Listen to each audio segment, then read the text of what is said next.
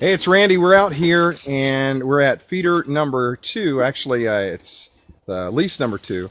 Actually, this one was lease number 1, isn't it, Lewis? This is spot number 2. Spot number 2. Feeder number 3. Spot number 2, feeder number 3, and we're still here at Toledo Bend, and we're right on the border of Texas and Louisiana. And as you can see, it's nothing but pine trees. Well, I'm sure there are other kind of trees, but a lot of it's pine trees.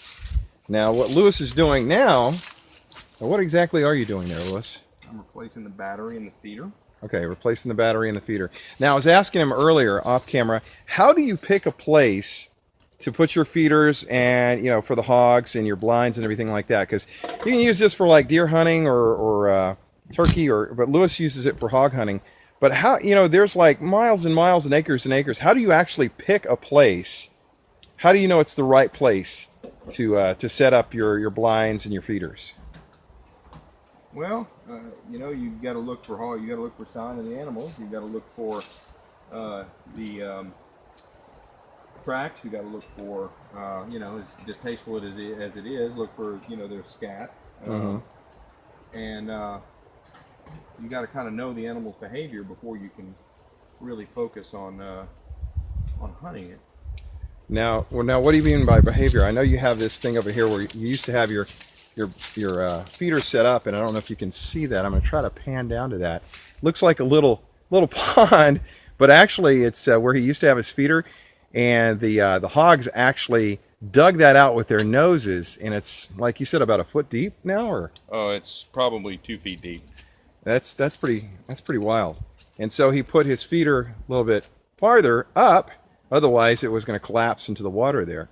So as far as camera, I know you didn't get a chance to see the camera the last time. Let's see if you can see the camera back here. See the camera there? It's strapped to the tree, and everything's camouflaged. But like I said, even if you're not into hunting, it's just beautiful out here just to walk out. It's a bit humid today. We've got about 72 degrees and probably about at least 90% humidity. So you can feel the air. And so what about the behavior of the hogs? I mean, as far as knowing the behavior, what do you mean about that? Well, you need to know, where they're going to be before you set up a feeder. You need to know where they're going to come from. I like to set up where I like to set up at the top of the hill where the terrain leads down to water, to a creek bottom where they have cover and they have water, and I provide the food up here. As you can see, the food, we've got bags and bags of corn here.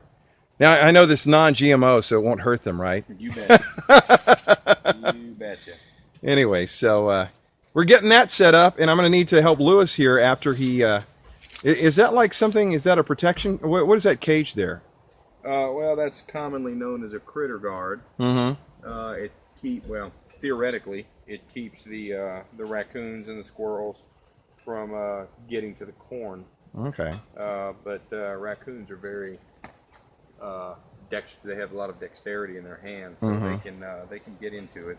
They definitely can. We saw that on the last feeder. So anyway, we're here in Toledo Bend, and like I said, I've got to help Lewis. These are 50-pound bags of corn. We've got to load up the feeders and also spread it around. What's that Hog Wild stuff you use? What is that? What is that stuff? It's a scent attractant is what it is. A what? A scent attractant. Scent attractant. It smells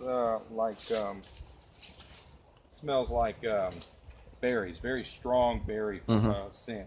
Okay, very cool. And you're setting up the timer there. You're making sure the timer that was in here decided it wasn't going to work.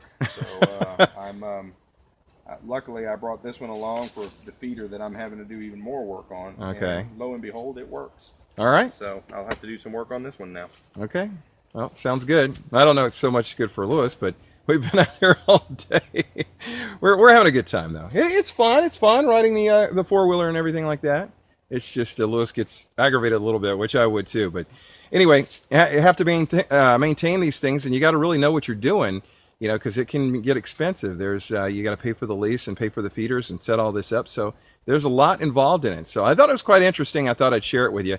If you'd like to check out any more of my videos, you can go to randyshow.com. That's randyshow.com. And thanks again for watching. We'll talk to you next time.